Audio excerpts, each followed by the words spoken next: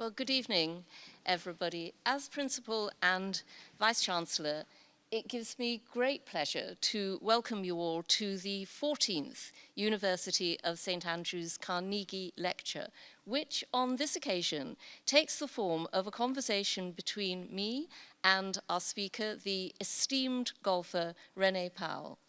Renee, we are so very glad to welcome you back to St. Andrews, and I know everyone is so much looking forward to tonight's dialogue with you. The Andrew Carnegie Lecture Series is named after Andrew Carnegie, the renowned industrialist and philanthropist who was born in Dunfermline in 1835. Carnegie emigrated to the US with his parents in 1848. After accumulating vast wealth through his creation of the Carnegie Steel Company in the final quarter of the 19th century, Andrew Carnegie devoted himself to philanthropy from his retirement in 1901 to his estate at Skibo in Sutherland until his death in 1919. Eventually giving away around $350 million of his fortune to charities, foundations, and universities. This represented around 90% of his wealth, and it would be the equivalent of tens of billions of dollars today, a level of philanthropy that is seldom seen and remains remarkable in its scope. Carnegie maintained close ties to Scotland, and in 1901 he established the Carnegie Trust for the Universities of Scotland to realise his belief that the benefits of higher education must be accessible to all. The University of St. Andrews students and researchers have since regularly benefited from the Carnegie Trust. Many of our staff have participated as reviewers for the Trust, and I speak as a former vice chair of the Trust. Carnegie also holds a special place in St. Andrews history, as he was twice elected rector here, which is a rarity, we should note, by the university's students, serving between 1901 and 1907. When the then principal, James Donaldson, asked him if he would be willing to stand a second time, Carnegie expressed the view that, I'm quoting him, "I do really love the dear old lady University of St. Andrews," which is curiously a phrase that has not caught on, though I think it's rather splendid myself. The Carnegie Corporation of New York was established by Andrew Carnegie in 1911 to promote the advancement and diffusion of knowledge and understanding. To celebrate its centenary, the corporation established a programme of public lectures at Scotland's ancient universities, St. Andrews, Aberdeen, Edinburgh, and Glasgow. The programme brings some of the world's most creative thinkers in the fields of the arts, sciences, education, sport, and international affairs to Scotland. We are very grateful for the Carnegie Corporation's generous funding of this lecture series, and it is of course a pleasure to note that the current president of the corporation is none other than my predecessor here as principal, Professor Dame Louise Richardson. Today's speaker, Renée Powell, is a golfing legend and pioneer and one of golf's greatest living ambassadors, an educator and a civil rights advocate, and of course, a University of St. Andrews honorary graduate. Renee was born in 1946 in East Canton, Ohio, to Bill and Marcella. The same year, with the help of his wife, Renee's father established Clearview Golf Club in East Canton, also known as America's Course. Clearview opened to the public in 1948, becoming the first and only golf course in the United States to be designed, built, owned, and operated by an African American. Clearview was named a National Historic Site by the US Department of the Interior in 2001. It is still owned and operated by the Powell family, with Renee acting as its head golf professional since 1994. Pairing her immense talent for golf with an unusual dose of resilience and determination in the face of racial discrimination, Renee has very distinguished amateur and professional careers, breaking many barriers in the process. In 1962, she was the first African American to enter the US Girls Junior, causing an upset by winning the first round, and eventually winning the amateur title in the United Golf Association National Open in 1964. She then attended Ohio University and the Ohio State University, leading the women's golf team at both universities, thus making her the first African American to captain a major university golf team. In 1967, Renee switched to professional golf, joining the Ladies Professional Golf Association and becoming only the second African American woman to compete on the LPGA Tour. In 1970, she moved to the UK to improve her game, and in 1977, she became the first woman to compete in a British men's tournament. She retired from professional play in 1980 after having played in more than 250 tournaments worldwide and having won the 1973 Kelly Springfield Open in Brisbane, Australia. After her retirement, Renee worked as a TV commentator, a golf apparel designer and instructor, and in 1979 became the first woman head professional of a private golf club in the United Kingdom at Silvermere Golf Club. For the last 30 years, her professional life has been dedicated to Clearview, to which she returned as head professional in 1994-5. But beyond her professional career, Renee has dedicated her life to making the game of golf more accessible to everyone, continuing her father's legacy to make golf welcome to all. Renee is an international goodwill ambassador, and in 2011, she launched Clearview Hope, Helping Our Patriots Everywhere, the country's unique year-round, cost-free golf rehabilitation program specifically for women veterans. In 2019, I had the pleasure of hosting the Clearview Hope veterans at University House during their stay in St. Andrews, and the afternoon tea and conversation that we enjoyed together was a highlight of that summer, indeed of that year. Renee has received accolades worldwide. In 2015, she was one of 7 women named as honorary members of the Royal and Ancient Golf Club, St. Andrews, the first cohort of women to be accepted in the 260-year-long history of the club. In 2017, she was inducted into the PGA of America Hall of Fame, joining her father, who had been inducted posthumously in 2013. Renee also has a very special relationship with our university. In 2008, she became the first female golfer to receive an Honorary Doctorate of Laws in the 600-year-long history of our university. And in 2018, we opened the Renée Powell Hall on the North Hall, the first student hall to be named after an American. Renee has also been a guest lecturer for us and has provided extensive support to women's golf at the university.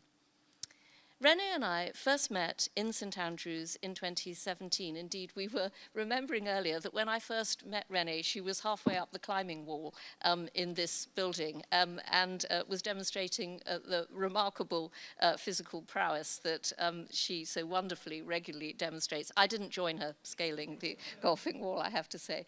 And we have met regularly here and in the US since. I greatly value Renee's friendship and the inspiration she brings as a role model in so many ways, though I, of course, confess that her golfing prowess is way beyond me. So it is a real honor to hold this conversation with Renee, and indeed with all of you tonight. Now, after my initial conversation with Renee, there will be some time for you to put questions you would like to ask Renée Powell, so please do think of those as we're talking. And there will be runners with microphones, so do wait for them to reach you. The evening will conclude with a vote of thanks, which Professor Kenny Wood from the School of Physics and Astronomy will deliver on behalf of the University of St. Andrews. So, this evening affords us the opportunity to learn more about the story of a golf legend, an icon, and a truly inspirational individual. Please now join me in welcoming Renée Powell. This is my favorite place on earth, and I didn't realize it had been so long since I was here last, but I said I need to find in my schedule time to get back once a year. Absolutely. Because I love it here. We're going to hold you. I know you will. And we absolutely will do. We know that we need to sort of really book you in advance on a regular basis.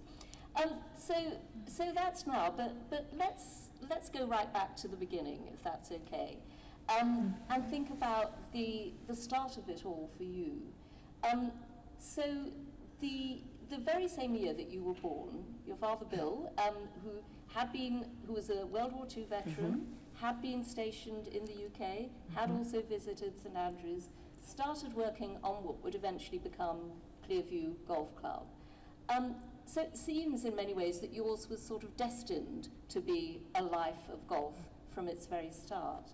Can you tell us a bit about your father, his passion for golf, and what ultimately led him to want to create Clearview? Well, my father came from a small town. It was only 10 miles from where the golf course is now where we live. And their family was really the only African-American family in the entire town.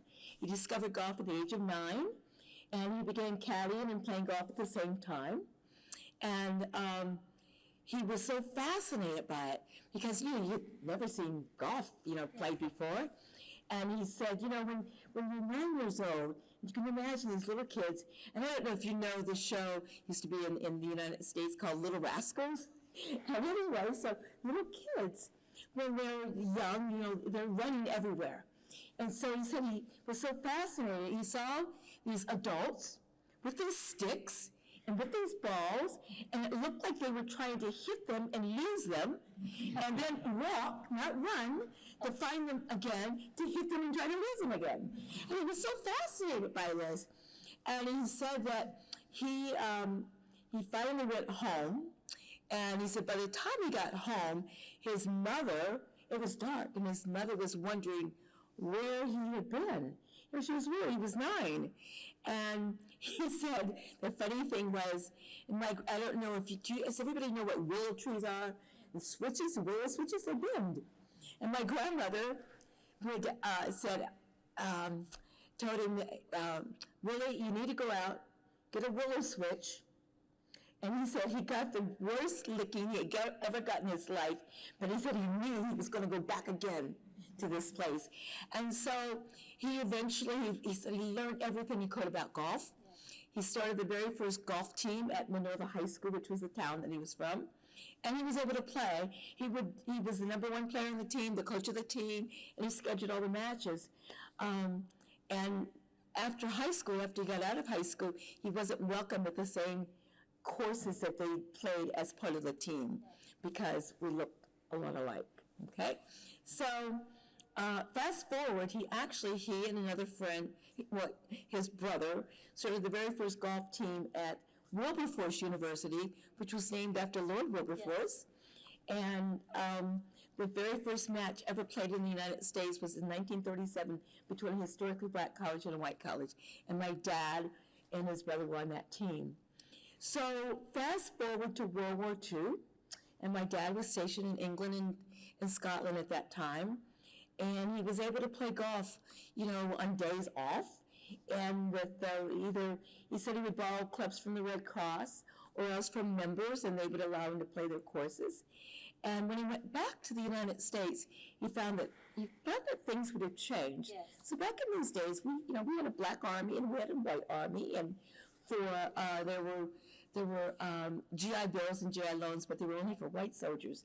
And so my dad still was obsessed and loved the game of golf. And he said, at the time, they didn't really care to have women on the golf course. They didn't really care to have youth on the golf course. And they certainly didn't care to have people that looked like him on the golf course. And he said, the one thing that my dad always talked about was creating opportunities. Yes. And he said he was going to do something to create an opportunity for everybody, regardless of your gender, regardless of your religion, your race. And that's how Clearview Golf Course came about.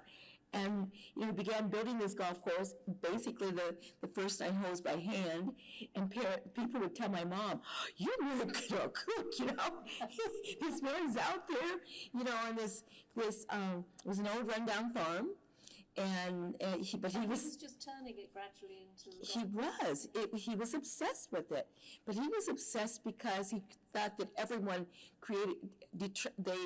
they should have an opportunity to play the sport that he thought was a fantastic sport, So that sense of creating opportunity and access was obviously really, really important for your father. In what way has that, do you think, influenced you? Because you would have been growing up seeing this extraordinary course and creation take shape. So how did that impact you? Well, I think that, everything, I saw so many positive things of what my parents were doing. Yes. And what my dad was doing, and I just learned so many different, positive things from them. And so they were actually my role models. They were people that influenced me and showed me that, anything could be done. Yes. If you stuck to it, hard. and worked very hard, and believed in yourself. So you started playing golf, I think I'm right in saying, when you were 3 years old. I still have my golf club. A little small for me now, but I still have it. And it wasn't a toy. It was a wood-mounted steel shafted golf club. Fantastic. and you started playing tournaments really early on, didn't you? Well, it was not until I was 12. Yeah. Well, I would still say that was quite early on. And try and put into words for us, I know you will have been asked this so many times, but what is it for you about golf that is so special? Well, I think that what's so special about the game, first of all, you're out with nature. Secondly, it's about you and not about anybody else. You hit a good shot, you can't, you feel good about it. If you hit a bad shot, well, you can't turn around and say, somebody else did it. You're the only one with the club in your hand, right? And so I think one thing that happened to me, so when I was 8 years old and in the 3rd grade, and it was really the worst educational year of my life, and because I was the only person in my class that looked like me, it was in my home area, and it was the first time that I ever understood anything about prejudice and racism and all. And from the teachers and from students, my parents finally took me out of the school because it got so bad.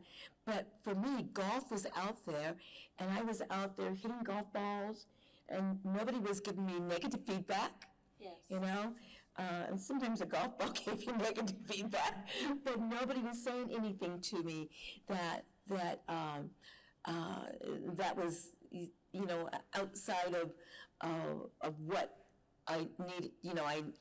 It gave me a lot of confidence, and especially I was a very outgoing youngster, and then I became sort of shy, but golf was something that really gave me more confidence, and it was something I could do by myself. Yes. And I was out really enjoying, nature and things that humans did not create. And at what point did you start to realize that you were actually, not just playing golf, but that you were very good at golf? Well, probably, I got serious about the game when I was 10. Yeah. And I started competing, as you said, at the age of 12.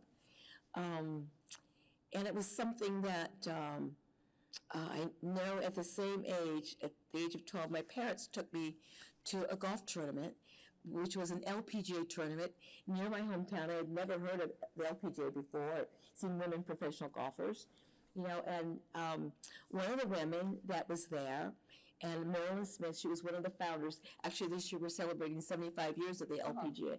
And Marilyn Smith at that time was president of the LPGA. And, I saw these ladies, and they all had their names on these bags, and so Marilyn, we were walking, and actually my mom and my dad and I were there, and we were the only people of color that were walking. And Marilyn, she saw me, and she waved to me, and I thought, oh, wow. And so at that time, tournaments were 54 holes, 3 holes. And I told my parents, I want to go back again. And I went back to follow Marilyn Smith. And at on the last day, Marilyn asked for my address. She autographed a golf ball for me. And at Christmas, she sent me a Christmas card. And it made such an impression on a youngster that was 12. And I thought, wow, if I keep practicing, I can really get good. And one day, my parents said, one day you can be on television. I thought, oh, I didn't want to do that. But I realized that I could achieve. And then my dad would always put me in golf tournaments. And as a youngster, instead of the age group that I should have been in, like 12 through 14, he would put me in the 15 to 17 age groups, and I would win.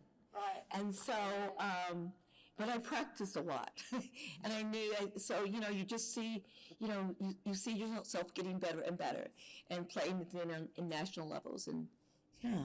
So your mom encouraged you as well as your dad? Absolutely. Yeah. So it was a real kind of family. It was, and I think so I had an older brother that passed away many, many years ago, and my younger brother, who was a superintendent at the course. And the best picture that I know, and I always say I love it, is my dad taught us all to play. And there's a picture of the 5 of us with our golf bags. All of us. Your mom as well? My mom, yes. So she learned to play? Oh, she did. My dad taught every one of us. Fantastic. And my mom was a pretty good golfer. So you also talked a bit just now about some of the discrimination you encountered, some of the barriers you had to surmount, and obviously this was a very different time in the 50s and 60s, but you had to make your way at a time that clearly wasn't always easy for you. So tell us a bit about how you managed that, and what were some of the sort of obstacles that you encountered? Well, my parents were great, and would talk about the fact that, and my dad had so many different quotes and things that he always said to encourage me. My dad taught me about the game of golf and how to be tough, and not to allow things to dissuade you from doing things. My mom taught me how the gentle side of things, right, and how to give back. But there were times I think, and I would think back about, well, what my dad did and my parents did in building a golf course, 20 years earlier, and things that they would have gone through, and but still they achieved. And the one thing that my dad would always say is that everybody in society, everybody in life has obstacles. There are obstacles for everybody. There's, at different levels. But you need to be positive. You need to be able, if there's an obstacle there, you need to be able to find your way on the other side. Whether you go through it, whether you go around it, or over it, under, but get to the other side and stay positive. Sort of like putting one foot in front of the other. But I think the first time that when I was 15, they didn't want to let me in a junior tournament. And I eventually was able to get into the tournament. The lady changed her mind, the head of the tournament, only because a newspaper threatened to do a lovely article about it. Right. So she sort of backed down. But then when I went on tour, there were some interesting things that had happened. And my roommate for many years on tour was a Canadian player, Sandra Post. She's a Canadian icon. And we would go into restaurants at times, and they would sort of serve everybody around us, and we'd be sitting there, and all of a sudden we just would get up and leave because they weren't serving us. Or else different times, like in restaurants, or not restaurants, but in hotels, and people would lose my reservation. And so there was one incident that happened, because there was a lady that played on the LPGA Tour who was the greatest player. So if you ever want a trivia question, Kathy Whitworth, who has won more tournaments than anybody in the history of professional golf on tour. Kathy was so well known, and so we were in Caldwell, Idaho for Shirley Engelhorn played on the tour, and it was Shirley Engelhorn tournament, and they weren't going to let me stay. And so somebody went out, and they sort of, another player overheard it and went out and got Kathy Whitworth, and Kathy walked in, and Kathy said, well, you know, either we all stay or we all walk. And so it was the players that I played with that took up for me, you know, and I remember Kathy Whitworth, because everybody, you knew everybody on tour. You knew their family, you knew their dogs, Yes. you knew everybody. And so I remember Kathy Whitworth's mother one time said to me, you know, Renee, if you ever need anything, if you ever have any problems, just go to Kathy. So you had a lot of support, I did. notwithstanding all the challenges that you faced. Right. There were people who were your friends, your sort of posse, who supported you. I will say, Renee and I have occasionally been at the same tournaments together, and you can't get across the room with Renee because people are endlessly coming up and saying, hi, hello. You have this fantastic network of people who believe in you, who love you, who recognize what you give back. And there's obviously a long history. Well, and I think that's important. And, you know, I mean, I think the worst thing that ever happened to me was receiving threat letters on my life for playing in tournaments in my own country, because they had never had anybody that looked like me on the golf course. But so the players on the LPGA Tour, some of them I grew up with, playing tournament junior golf or collegiate golf against. And so, you know, we were all trying to, you know, and women in golf, and women are still struggling in that sport to, you know, to be on an equal level when it comes to men's golf. And, you know, so everybody was, you know, the players were all good. Yeah, that's great to hear. Yeah, it was, yeah. So when you think about your professional career, I guess you decided to leave playing professional golf relatively early. You could have gone on for longer, given the success that you were having. So what was the thinking then? Why did you decide to stop at that? Well, I had an arm injury. And so I was off for a while, and it was really nice being able to see my clothes in one place, you know, instead of in hotel rooms and in and out, you know. I'm like, wow, this is a different life, you know, it's a normal lifestyle. And so, you know, and I began to be able to do some other things, and I ended up going from being a professional golfer and traveling. I didn't realize how tough it was while you're traveling, but afterwards it was like, oh my gosh, what a, you know, you get a nice breather. And I was enjoying that. I was enjoying a normal lifestyle. But I also, you know, I didn't want to stay still and not do. And so I ended up doing some things I had moved over, you know, overseas for a while, and did things on television, designed clothes, and did a lot of different things. So I went from being a professional golfer, traveling the world and competing, to being a golf professional, where I was able to, you know, to get others involved in the game and to fall in love with it like I'm in love with it. And especially, you know, youngsters, and then you also see how it helps people, you know, at different levels. So that must have been a really interesting passage and a kind of beneficial and almost therapeutic. But then in due course, you went back to Clearview. At what point did it kind of become apparent that, as it were, you were going to take over Clearview? At what stage did it become apparent that was, as it were, going to be your destiny? Well, I will say this, that I then realized when I went back home that, man, playing the tour was easy. All you had to do was shoot good numbers, and running the golf course was hard. You know, and you know, working every day, and I realized too, wow, what my whole family had done, and the dedication that they had, and being in the trenches every day. You know, but also knowing what my parents had done, and looking at what my dad did in creating a golf course. And he literally, the first 9 holes, if anybody's ever done seeded a lawn, you know, with a cedar around your neck and you turn it and it spreads the seed.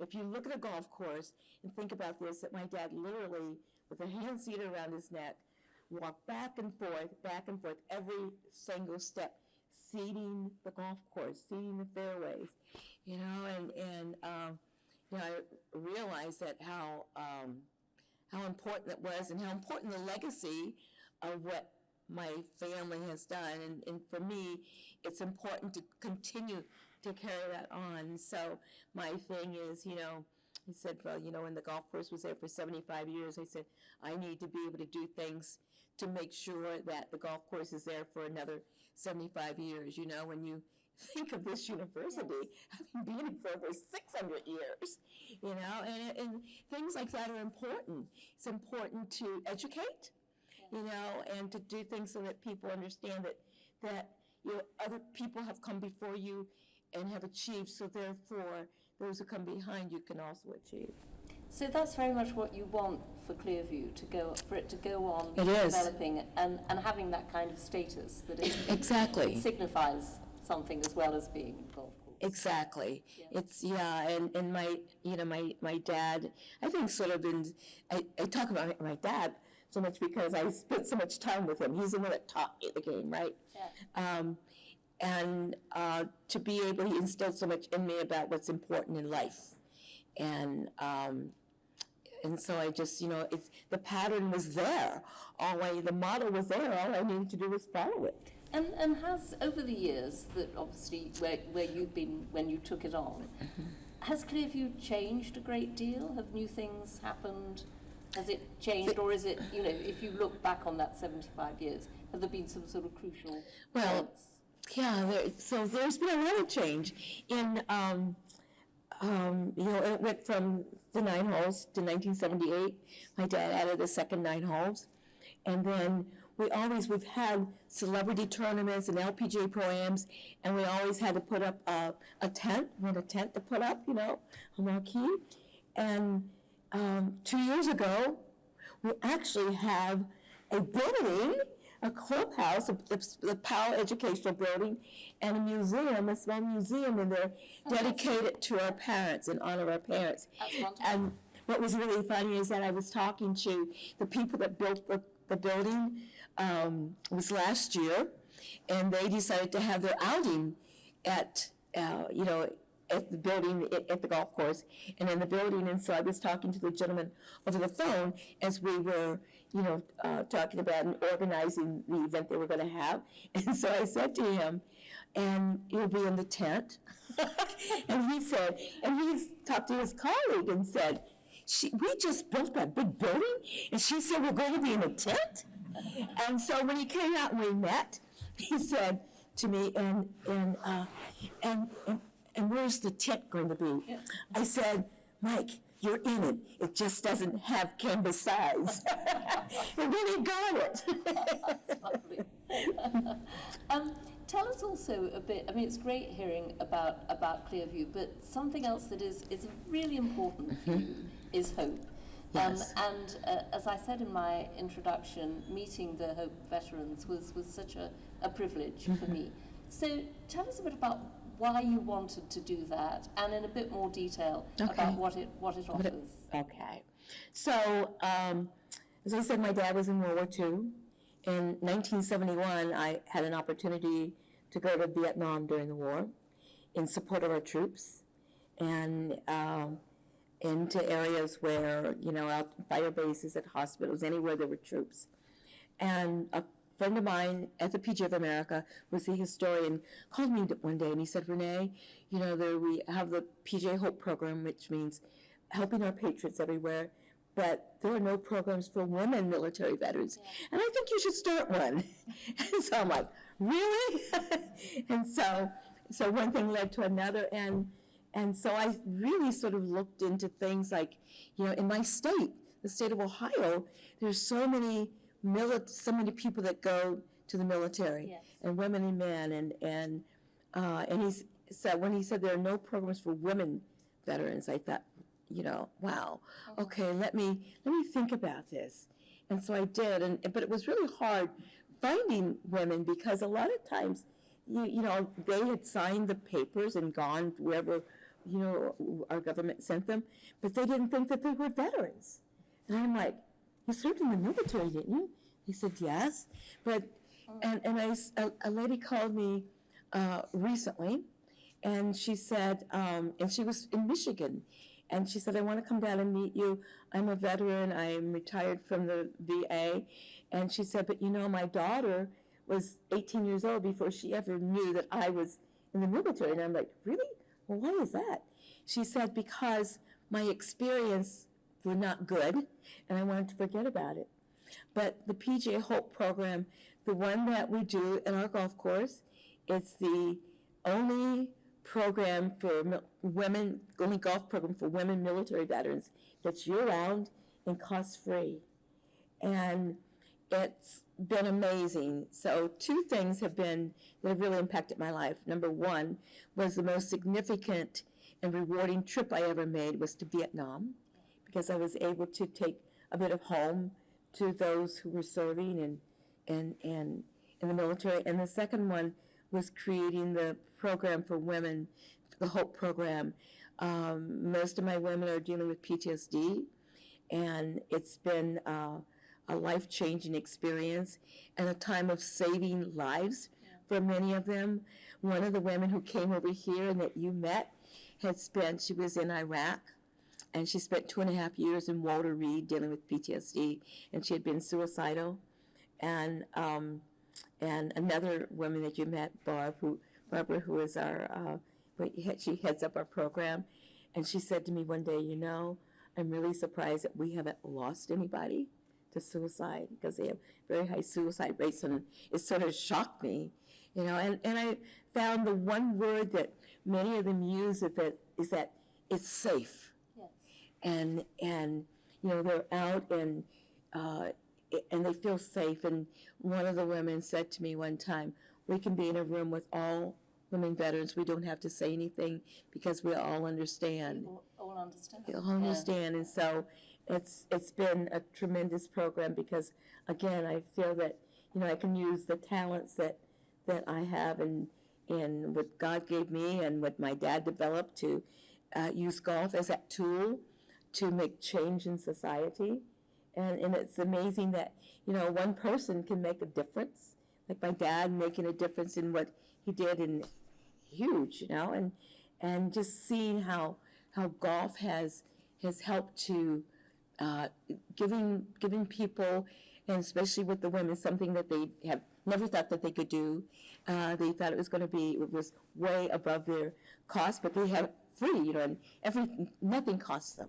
And I must say, meeting them, there was a wonderful camaraderie amongst them, both in relation to you, but also with each other. Yes. Which clearly was very reinforcing and special for them. Yeah. I think you should share the dog story, because the inherited dog story. Lola. This is so Oh my tragic. gosh. This is so typical of you, Renee, that it doesn't just stop with the veterans. There's another element to this. So just share with So us. one of our veterans who came over here, and one that you met, Bina, she was in the Navy, and she was a jet engine mechanic in the Navy. And she had some bad experiences, and her dog, Lola, was her support dog, her service dog. And it was, and it was October the 6th in 2023, because it was the same year that I was going down to the Ohio State to receive an honor. And Bina passed away, but before she knew that she was not going to make it, and she volunteered every day and brought Lola, who was an old English bulldog, to work with her. And so she said to me, Lola is everybody knows Lola, and Lola knows it here, and would you take care of Lola? And would you keep Lola? And wow, it was, so Lola turned 10 in December, and recently, though, some strange things started happening. I took her to the vet, and we ended up having x-rays, and they found that she has bone cancer in her leg and in her chest cavity, and I'm thinking, oh my gosh, she left me to take care of her dog, And eventually, you know, we'll have to make some kind of a decision, which I'm not looking forward to. But it comes to everybody. Well, it including does. Lovely pets. But you've done Yeah. your bit in terms of looking after Lola, taking Lola into your incredibly busy life. Yes. And making her part of that. I gotta tell you, so Lola is on 2 pain pills in the morning and 2 pain pills in the evening, right? And so when she first gets up in the morning, she's slept, and she gets up and she's moving around pretty good. And after she has a pain pill, she's sort of, stumbling around like a drunk person. I'm like, oh my gosh. Renee, I don't know how you cope. Now, I'm going to ask you to talk just a bit about how you feel about Scotland. I want to say, before Renee turned up in my room this afternoon, I could hear bagpipes playing. Are we serenading our guests? But no, it was Renee's ringtone. On my cell phone rang, and I'm like, people are usually like, what is it? So, I think this is indicative of your devotion to Scotland, which of course extends to Yes. Fife and St Andrews. Tell us where that comes from. Tell us how you feel about that. Well, I think initially it was because my dad, having been to Scotland, he talked about it, and the first time I came here, and he talked about the people. Yes. And how welcoming the people were. And so I had some, a lot of very positive things, to think about and things that I looked for. And so, and I found the things that he had said were so true. And then when he was able to join me when I received my honorary degree, it had been 63 years since the war and 63 years since he had been here. And so it was like a time when I felt that I was able to give back to my parents. My mom had passed in 96, but I was able to thank them, and have my dad here. And it was like, I was able to give him a gift and my mom a gift. And just everything that he had said about Scotland before and every time I've come here, it's been absolutely fabulous. And do all of you know, there's a hall out there? That's where we're going next. Oh my gosh. So let's talk a little bit about Powell Hall, because we are so proud of that. And I have to say, 2018, that hall was coming to completion, and we were thinking about, what are we going to name it? And to me, there was no choice other than Renée Powell, because your values speak to ours, and it was so wonderful for us to have the opportunity to name that hall after you. And I should just tell you that Renee and I have just been down to Powell Hall again. So, I think this was Renee's second visit. Today. She's well known, or today or yesterday. She's well known there, and we did some more photos. And it's such a popular hall, as you know. You've met many students who love being there. So, what does it mean for you when you see that? You see Powell Hall. Oh my gosh. What does that mean for you? It's amazing. I'm pinching myself. I'm still trying to figure out why it's called Powell Hall. And I've talked to and asked the principal numerous times, and I haven't been able to comprehend it, right? And it was sort of funny because the president of the PGA of America came over during the Open, and he actually took a picture outside the Powell Hall and sent it to me. And then someone from the Kohler company came, and he saw the sign out there that said, "Welcome to Powell Hall." And he took a picture. Then he said he went around, and he goes, "Oh my gosh, Powell is engraved in the building. It's going to be there forever." And so, I see that, and it's hard for me to still comprehend what I'm looking at. I see it, but it's like, is this for real? And I am just so humbled and so honored that this university that's over 600 years old, and the Powell name will be there for the next 600 years. Exactly. You know, Yeah. it's So- just, wow. Well, the honor is absolutely ours, but it's lovely that it gives you such renewed pleasure every time you see it, and for us too. And it's lovely to see that photograph of you, the arms of the university, but also, of course, the insignia and logo of Clearview as well. which Yes, is yes. super special to Yes. see that there. So in a minute we're going to open this up to the audience, but I'm just going to ask you a question you'll probably ask many times, but I'm sure you can sort of inflect this for our audience here, and particularly students in the audience. Students have so many opportunities available to them, but you have done so much with golf. You've been an incredibly successful golfer. You've run a golf course. You've been a golf designer. What advice would you offer to students who are thinking about a golf-related career? Well, you know, no matter what one does, and you know, when I always say, and I always tell people and tell students that study hard in school. You're never going to leave school and think, I wish I would. You know, they would say, I wish I would have studied harder. You know, when you leave a lot of times, right? Or I wish I would have done more. Yeah. But golf is just. It's not just a sport anymore, but it's also a business, and there's so many opportunities in the world to do things, and if you play a little bit, you know, it's going to take you to another level, really. Yeah. And it just like in anything in society, you know, you don't want to be mediocre, you know, and you want to be able to achieve a little bit more.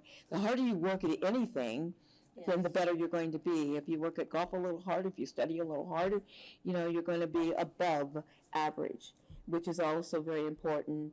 And I just found, you know, when I think about it, and I started golf I've had a club since I was 3, but you know, the things that happened to me when I was 8 years old that were negative, and then we're here, and then I look over here and I say, oh my gosh, you know, for a golfer to be able to come to the home of golf in Scotland, you know, it's everybody's dream. If you play the game of golf, then everybody has a dream at one time to be able to come to this country to see this, you know, the area, to play the game of golf.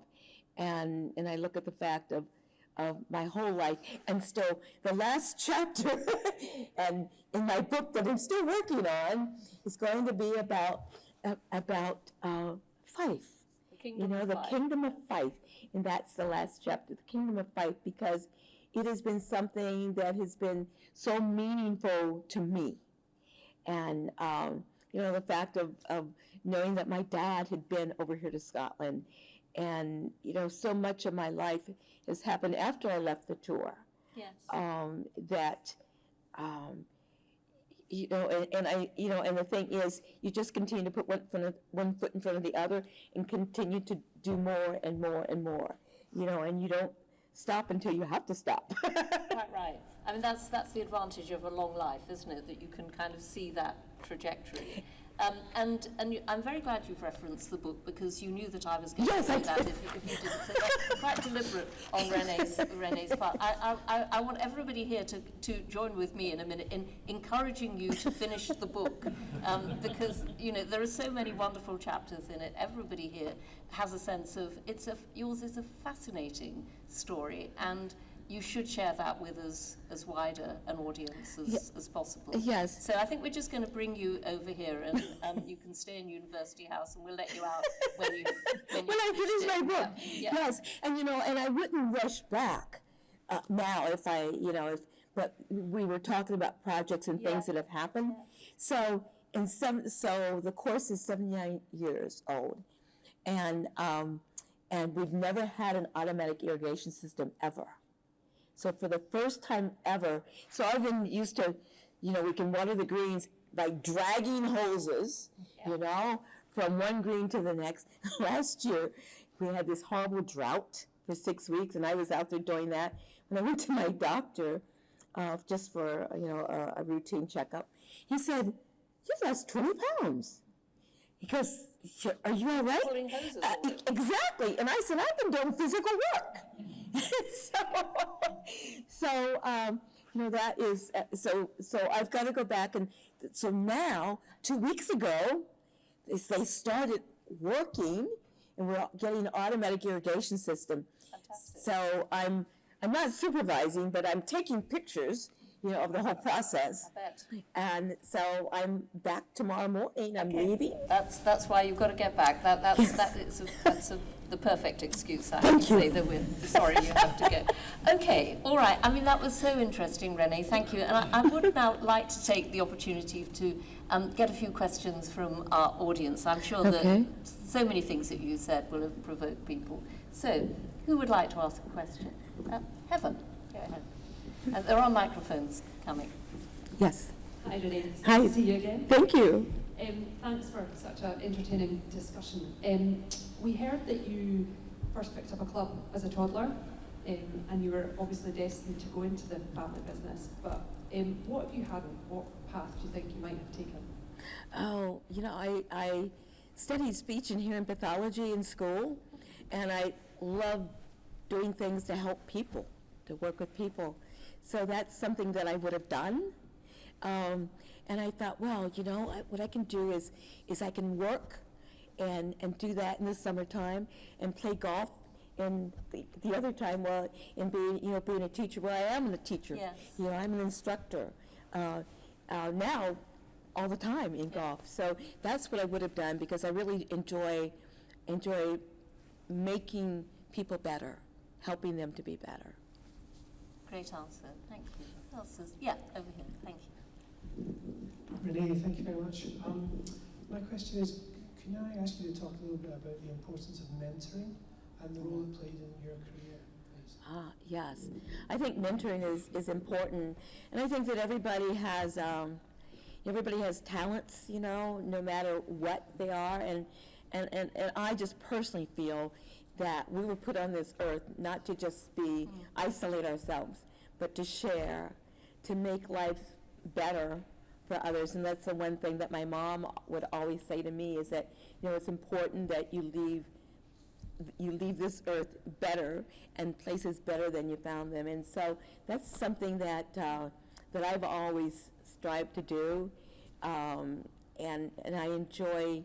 I just enjoy meeting people, and usually when I'm working with youngsters, and then I pick somebody out who maybe is a little shy, because I knew I was shy at one time, and that's the person that I feel, okay, I'm going to work with this person.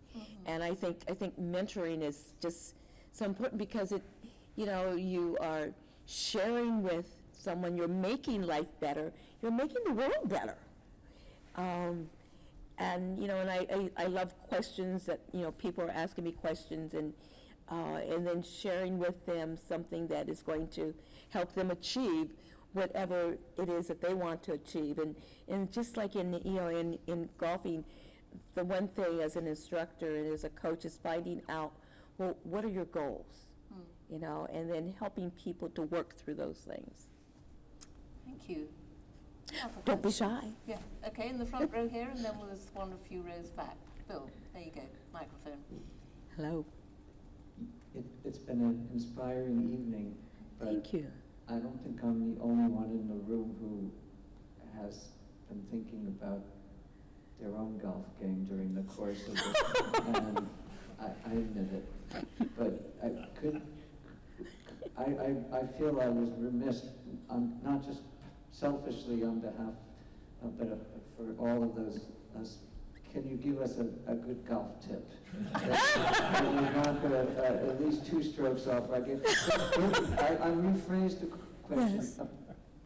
Zero in on your pre-shot routine and stick with the putting.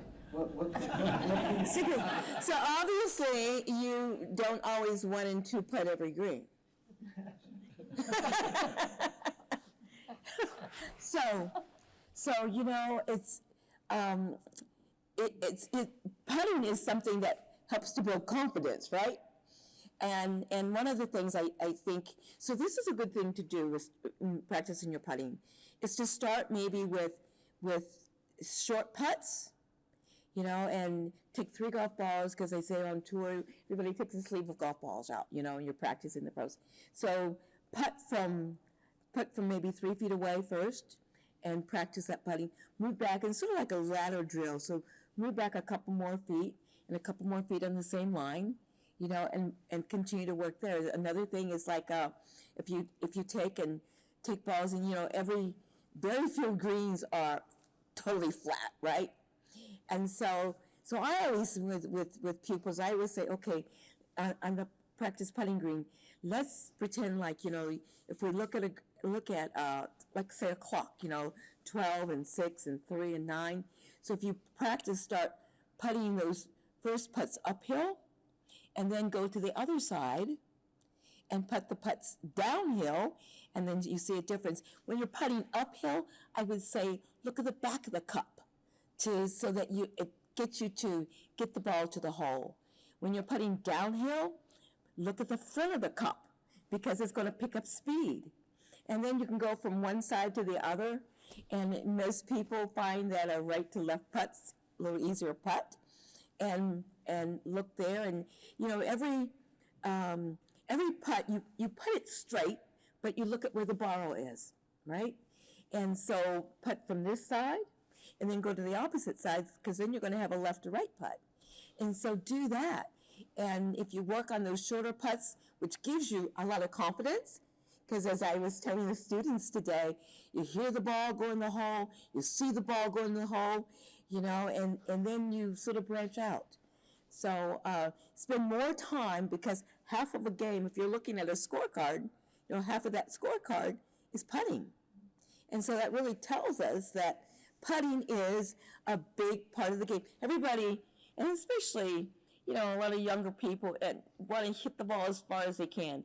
And then as we get even older, we think, oh my gosh, I still want to, and I will have people at even older than me that say, well, I want to get a little bit more distance. And I say, well, make sure you keep it accurate and use the experience that you've had, you know, to keep it in the short grass. Okay. Just fantastic, mesmerizing. I mean, even people who don't play golf now feel they know how to. just wonderful. Now, there was a question down here. This gentleman first, and then the chap further on. That's it. Thank you. Hello, it's Alan Stanwyck. Yes. Renee, given your amazing legacy, are there girls faced, you know, with similar background to you, that you see following in your footsteps that would be interesting for us all to keep an eye out, like future stars that perhaps have faced the challenges that you face, that could become sporting icons? Well, you know, in the 75-year history of the LPGA, there have only been 8 African Americans that ever play on the tour. One of them was over here, and I met her when she was still in high school. Her name is Cheyenne Woods, and she has a famous uncle. You know, we only use one word for his name, you know, Tiger. And Cheyenne is a really good player, and she's played, I think she was maybe the 5th African American and the 5th black to play on the LPGA tour. And so she's sort of retired from, but I told her, I said, you need to stay in golf. Whatever you do, you need to stay in golf, because you can be an inspiration to others. She got married, she has 2 young children, but she's still in the game of golf. And then I'm on a committee with the USGA currently. We've never had a national team, and so they're now developing a national team. And so there's a young lady who they've selected, because I said, you know, there's a young lady in Texas, in Dallas, Texas. Her name is Shyla Brown, so she's one to watch, and she is now a part of this national team that is being created. And because others, if they, you know, as you look and you see others, and she can be a role model too as we go along. But she's just 15 right now, but a great little player. So there are, you know, as other people have had opportunities, and they see others that look like them. Because if you're the first one out of the box, and you don't think that this is a place for you, but when you see others, then you know that, or you feel that you can attempt to be in that space. Exactly. So thank you very much. Yes. Great answer. Thanks for your question. This gentleman up here. Thank you. It's been a pleasure listening to you, Renee. Thank Can you. I ask you for an honest answer to Uh-oh. those obvious golf-related questions sitting here in St Andrews? What was your first impression of the old course when you first played it? Oh my gosh. So let me tell you, I came up here, and I was actually living in London at the time. I took a train up here, and I had on a skirt and jacket. I had on a suit, and Secretary McKenzie, Keith McKenzie, was the secretary of the RNA at the time, and so I came up to play the course. It was in October, and it was. You know what your weather can be like in October. And so I needed to go and change, and I said to Secretary McKenzie, where can I change my clothes and put on, I was going to put on trousers. And he gave me this strange look, and he goes, oh, there are no provisions for women here. And he sent me up to the local hotel, which is the when I came back the first time, I'm like, that's the hotel I went to change my clothes, right? And yesterday I actually went through the RNA. Oh my gosh. Yeah. Women. Oh my gosh. Changing rooms. Yes, changing rooms. So I went out and played, and it was so cold. and then as I said before, if I had been anywhere else, I would have walked off the course. But I'm thinking about Tom Morris, Young Tom, Harry Barton. Oh my gosh, I'm walking in those same footsteps. There's no way you can walk off this golf course, And so you're going to play all 18. And my hands, I was freezing.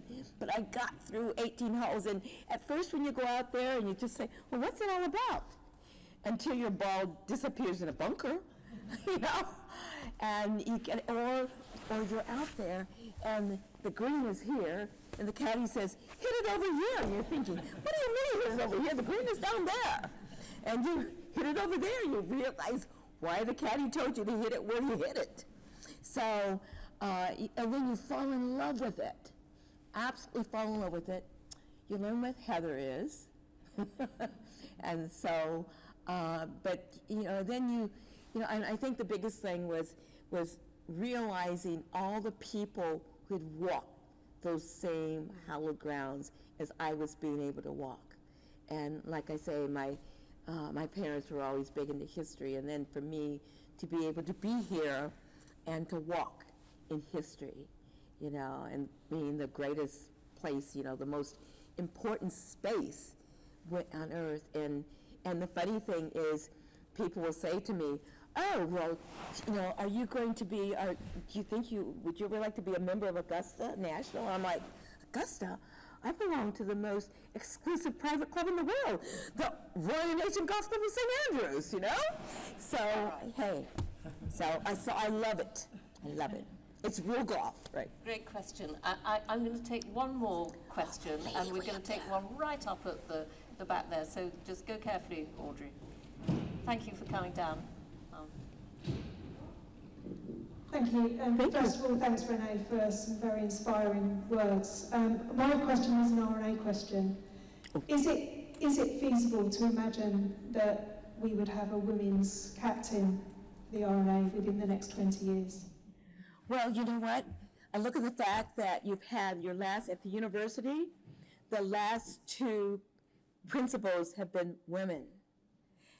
And so what a big change. If you look at something like it, it took 600 years, then I think that, with the RNA making a change and voting, coming to a vote to allow women to become members, and I think that things are changing, and there's so many women that are so talented in so many ways that, yes, I think we can.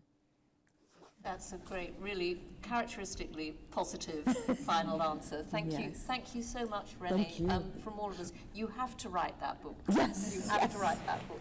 Now, as this event comes to an end, I'd like to introduce Professor Kenny Wood from the School of Physics and Astronomy, who's going to deliver a vote of thanks to Renee on behalf of the University of St Andrews. Professor Wood is an expert on star... No, you can come up. Professor Wood is an expert on star formation, which is why he likes Renee, the structure of interstellar medium and light activator treatments of skin cancer. A keen golfer, in 2006, Professor Wood co-founded New Links, a St Andrews-based charity that reaches out to deserving young people through international travel, education, and the game of golf. And in 2008, New Links partnered with Renee's Clearview PGA Girls Group to bring 4 young golfers from her girls' camp at Clearview to St Andrews for a week of educational, sporting, and cultural activities. So we're very proud of those links. And I'd now like to invite Professor Wood to deliver a vote of thanks on behalf of the university. Kenny. Thank you. It's anytime I'm on a stage with you and Sally, it's just a habit you've got to bow. So I think I've done the right thing to start. It's always lovely to welcome Renee to St Andrews, especially on this occasion where all of us here want to thank you for sharing the inspirational story of your family and Clearview, America's golf course. And I think it's also good to be reminded tonight of the challenges that you endured so that you could play the game that you love. The grace and dignity that you showed when faced with so many obstacles, it really is an inspiration to all of us here this evening. Now, Clearview and the game of golf has been your life's work, but as we've learned this evening, you've given so much back to the game and to golfers of all abilities all over the world. Every time that I see my own golf ball go sharply right into a gorse bush, I can still hear you saying, "Kenny, give yourself room to swing." I have remembered. On a personal note, as Dame Sally said, it's been almost 20 years since we met, and I want to thank you for the support and encouragement that you have provided for our New Links charity and our initiatives to promote golf and education to young people. And it was indeed during a New Links visit to St Andrews in 2008 where you met and became good friends with Cheyenne Woods and Harold Varner, the next generation of young black golf professionals. Now the connections continue. Thanks to your introduction, last year we welcomed Julia Regis and 3 black girls from England to St Andrews. And now through Julia's introduction, we are going to be this summer welcoming 4 girls from Barbados. They'll meet local juniors, experience for themselves the uniqueness of our town, and go forward to help build the communities of tomorrow. Now, I'm sure that the student golfers all enjoyed meeting you today, and hopefully there'll be a little bit of time left when more of us here can spend a little bit of time talking to you this evening. Renee, thank you once again for a wonderful evening, and we very much look forward to your next visit, hopefully with your golf clubs.